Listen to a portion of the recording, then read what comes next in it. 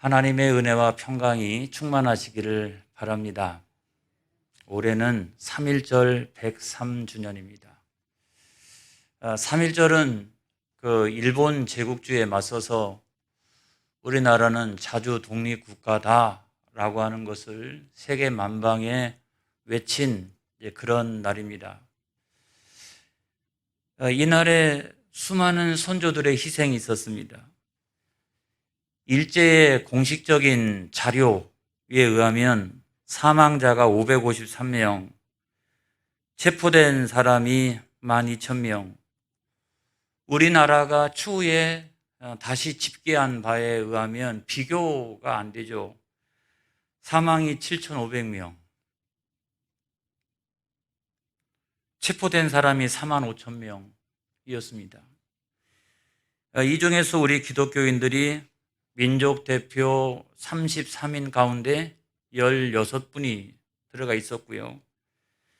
3.1운동이 끝나고 난 다음에 장로교 총회가 10월 달에 제8회 총회가 열렸었는데 그때 각 노회로부터 보고를 받은 바에 의하면 교인들만 체포된 교인이 3,804명, 목사가 134명, 전도사가 202명,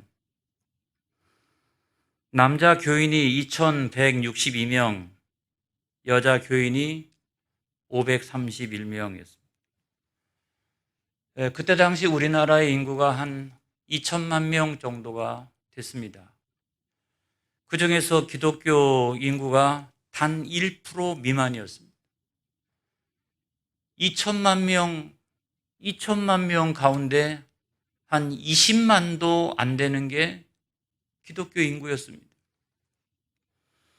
그럼에도 불구하고 그 3.1운동 역사에서 우리 기독교가 얼마나 중요한 역할을 감당했는지 이 통계가 우리들에게 알려주고 있습니다. 그 이후의 역사도 마찬가지죠. 6.25 전쟁이 끝난 1950년대, 60년대 기독교 인구가 한 50만에서 한 60만, 오히려 그런 위기를 겪으면서 우리 기독교는 더 성장하는 거예요. 놀라운 일이에요. 1970년대 산업화 초기 시기에 그냥 저 전라도에서 경상도에서 수많은 사람들이 도시로 서울로, 구로, 영등포 막 이런 데로 몰려들기 시작을 했습니다. 그때에 우리 기독교 인구가 100만 명을 돌파했어요. 그리고 1985년도에 전두환 독재 정권 당시에 우리 기독교가 645만 명이었습니다. 그리고 가장 정확하게 통계를 잡기 시작했던 2015년도 그때에 우리 기독교 인구가 967만 명, 전체 인구의 거의 정확하게 20%를 차지하기 시작했습니다. 이 통계가 무엇을 이야기해 주고 있느냐? 우리 기독교는 언제나 민족과 함께 해왔다는 거예요. 그리고 민족과 함께 성장을 했다는 거예요. 그리고 민족에 큰 소망을 주었다는 겁니다. 여러분, 우리 교회 역사도 지금 113주년이 되었습니다마는 지금까지의 역사도 그래 왔고 앞으로의 역사도 그렇게 되어야 할 줄로 믿습니다. 할렐루야. 여러분, 오늘날도 마찬가지라는 말이에요. 오늘날 우리가 어떻게 살아가야 할 건가? 불신이 가득한 세상 가운데서 기독교인은 어떤 사람이 되어져야 할 것인가? 이런 것들을 우리가 늘 중요하게 여겨야 될 줄로 믿습니다. 여러분, 오늘 성경 말씀에 보면은 아브라함에게 그 지역의 왕이었던 아비멜렉이 찾아옵니다. 찾아왔어요. 아브라함은 당시에 그랄 땅에 살고 있었는데요. 이 그랄 땅에 이주민처럼 있었어요. 그런데 왕이 군대 장관을 대동하고서 이 이주민을 찾아온 겁니다. 찾아와서 한다는 말이 아주 엄청난 말을 했죠. 내가 이곳에서 살고 있는 동안에는, 네가 이곳에서 살고 있는 동안에는 내가 너에게 후대를 할 거니까 너도 내 아들과 내 손자들과 자자손손 너도 그렇게 해다오. 이것을 약속해다오. 내 앞에서 맹세해라.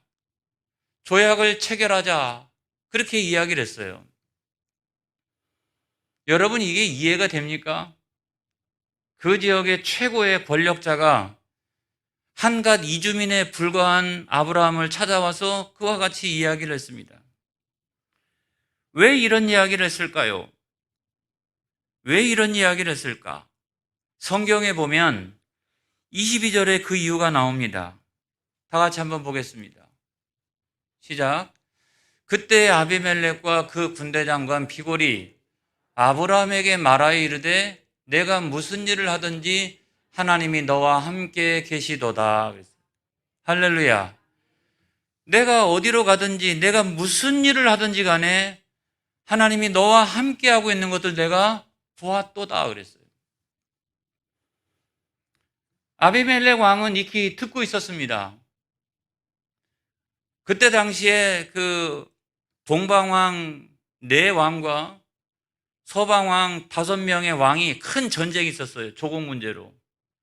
멀리서 원정을 해온 동방왕들이 서방왕들을 전쟁에서 크게 이겼습니다.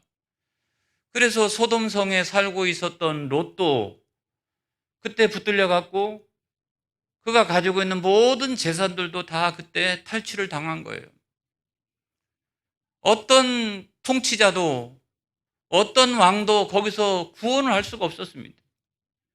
그런데도 아브라함이 자기와 함께했던 종들, 그 충성스러운 종들 318명을 대동하고 쫓아가서 지금 승전구를 울리면서 자기 나라로 돌아가고 있는 이 동방 왕들과 전쟁을 벌여서 크게 승리하고, 할렐루야, 롯을 찾아오고 모든 재산들을 다시 탈취해가지고 가지고 왔다는 거예요. 제가 어떤 자료를 보고 더 놀라기도 했습니다. 그 자료에 의하면 아브라함과 318명이 출동해가지고 그 동방왕들과 전쟁을 벌여서 동방왕들 4명을 죽였다라고 하는 자료도 있어요. 믿거나 말거나. 성경에는 없으니까. 그것이 그 근동에서는 엄청나게 충격스러운 사건이었습니다. 5명의 왕들도 못 이겼는데 아브라함과 318명이 그 4명의 왕들과 싸워가지고 승리를 했다. 이것이 아주 전설처럼 내려오는 이야기였어요. 이거를 아비멜렉은 잘 듣고 있었어요. 전쟁을 주관하는 사람은 그 종족이 섬기고 있는 신이라고 생각을 했어요.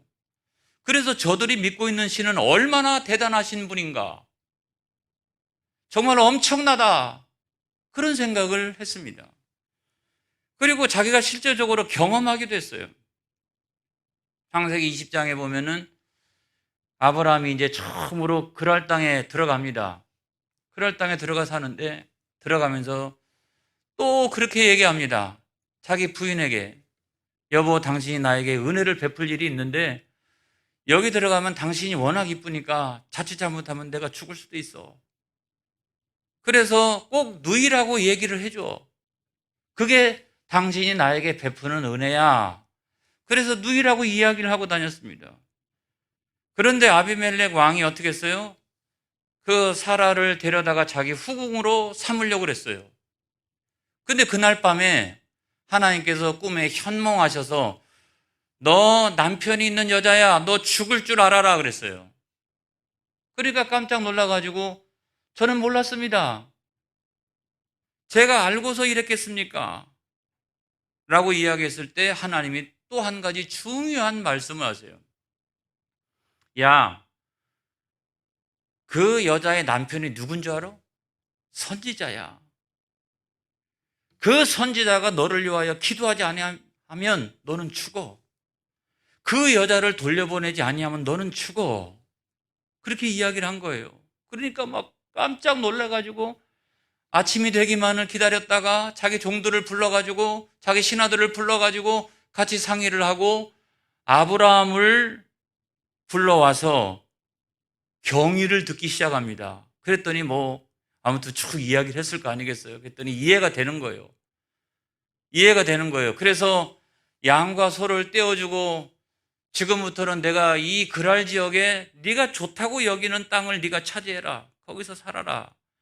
그리고 내가 은 1000개를 줄 테니까 이걸 가지고 내가 이와 같은 일이 생겨서 수치를 당했는데 그 수치를 가리도록 내가 은 1000개를 줄 테니까 어디 가서 이야기하지 마라. 그랬더니 아브라함이 어떻게 합니까? 알았습니다. 그러면서 하나님 앞에 기도합니다. 하나님 아버지, 저 친구가 잘못했다고 합니다. 몰라서 그랬다고 합니다. 그러니까 용서해 주세요. 그리고 그 왕의 집안에 큰 우환이 하나 있는데 하나님 묶여있는 태를 열어 주시옵소서. 그랬더니 그날로부터 그 아비멜렉 왕의 모든 후궁들과 그 다음에 종들의 태가 한꺼번에 열리는 놀라운 역사가 일어나기 시작했습니다. 할렐루야. 그때 아비멜렉 왕은 깜짝 놀랐습니다. 야, 선지자가 기도하면 태도 열리는구나. 정말 이 사람은 누구냐, 도무지. 그래서 아브라함은 하나님께서 함께 하시는 사람이라는 거예요. 내가 너를 보니까 너는 하나님이 함께 하시는 사람이야. 여러분, 아브라함은 하나님이 함께 하시는 사람, 기도하는 사람인 줄로 믿습니다. 할렐루야. 오늘날 우리가 세상을 살아나가면서도 마찬가지예요. 어떤 사람으로 살아갈 것인가? 또는 어떻게 살아갈 것인가? 첫 번째로 중요한 것이 뭐냐면 하나님이 함께 하시는 사람이 되어지기를 바랍니다. 재산이 많은 사람 돈 자랑하면 안 돼요. 또는 사회적인 명성이 있는 사람, 똑똑한 사람, 유능한 사람, 그런 사람이 되는 것도 굉장히 중요하지만 우리 예수 믿는 사람들에게 있어서 가장 중요한 것은 뭐냐? 하나님이 함께 하시는 사람. 이것보다 중요한 것은 없는 거예요. 그래서 여러분, 오늘날도 세상 사람들은 아비멜렉처럼 우리를 지켜봅니다.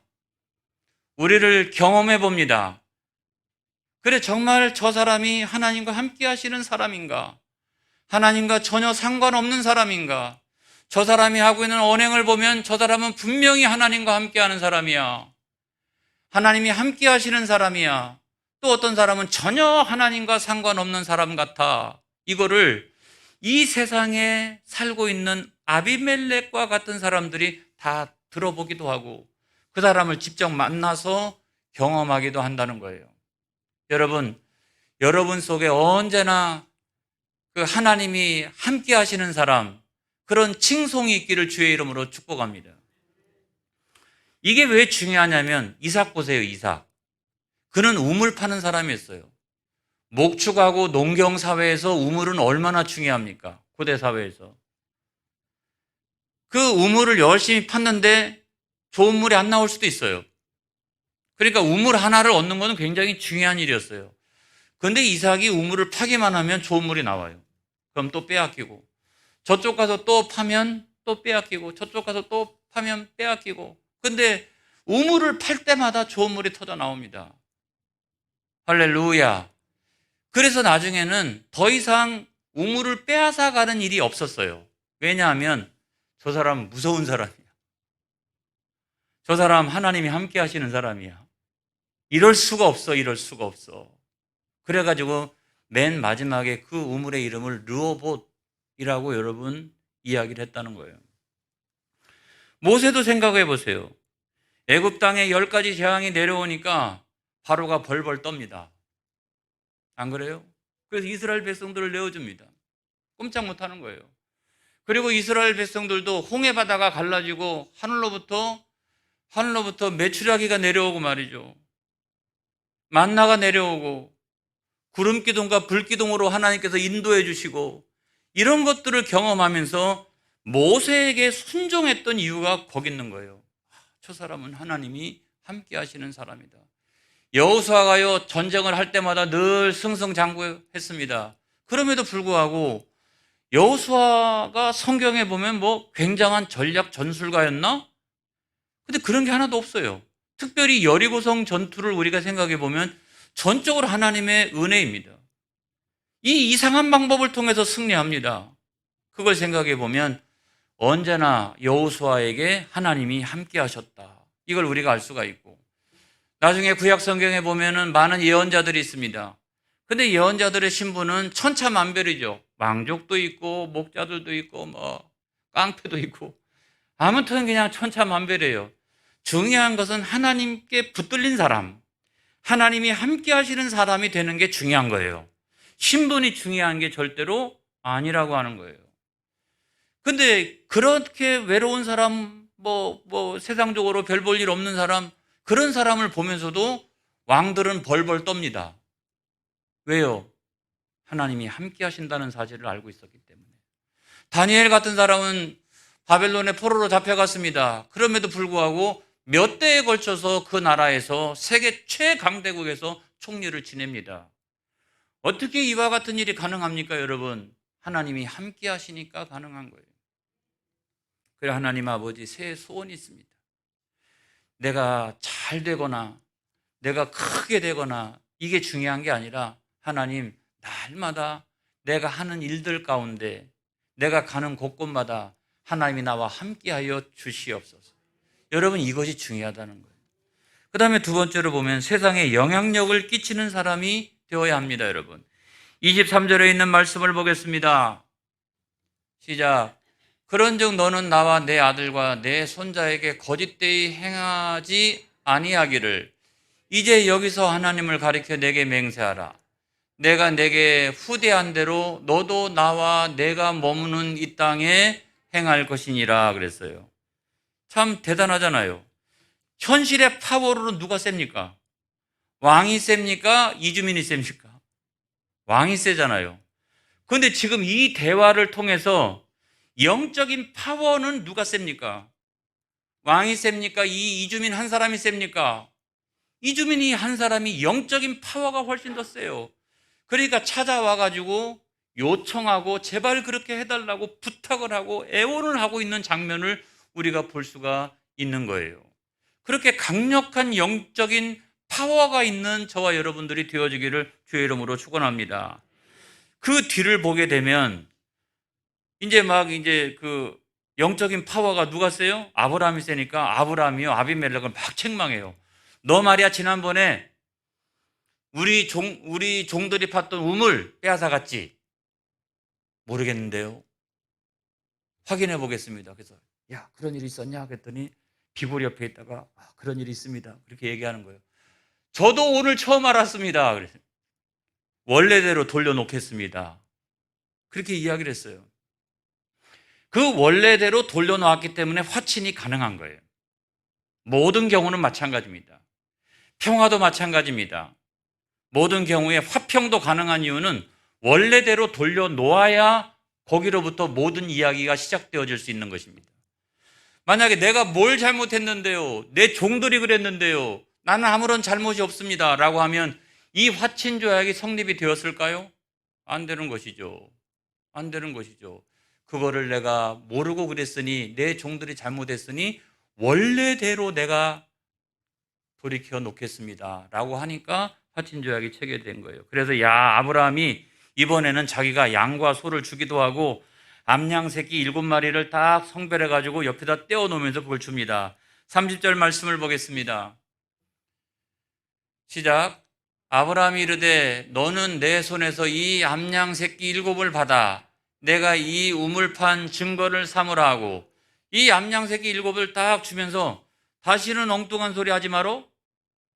알았지? 그랬더니 왕이 네. 누가 영적인 파워가 셉니까, 여러분? 그런 영적인 영향력이 있기를 주의 이름으로 축복합니다. 세상에서 잘 되는 것도 중요하지만은 사람들이 딱 보면 금방 아는 거예요. 영적인 파워가 있는 저와 여러분들이 되어지기를 바랍니다. 그런 사람들도 와서 굴복할 수 있는 그런 사람이 되어지기를 축복합니다. 그래서 여러분, 세 번째로 보면 믿음이 성숙해 가야 한다는 거예요. 믿음이 절대로 퇴보하지 않기를 바랍니다. 저는 목사로서 여러분들의 믿음을 관리하는 책임을 가지고 있잖아요.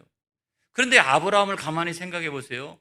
아브라함이 처음 하나님을 만난 날, 그렇죠? 갈대아 우르에서 그때부터 시작해가지고 실수도 많아요. 연약함도 드러냅니다. 그러면서도 하나님이 함께 하시는 사람으로 달라져 갑니다. 영적인 파워가 있는 사람으로 달라져 갑니다. 왜 그랬을까요? 저는 그것이 다른 것이 아니라고 생각합니다. 우리가 신비한 어떤 체험, 이걸 가지고 신앙이 성장하는 게 아니에요, 여러분. 어떤 종교적인 감흥, 흥분, 이런 거 갖고 신앙이 성장하는 게 아니에요.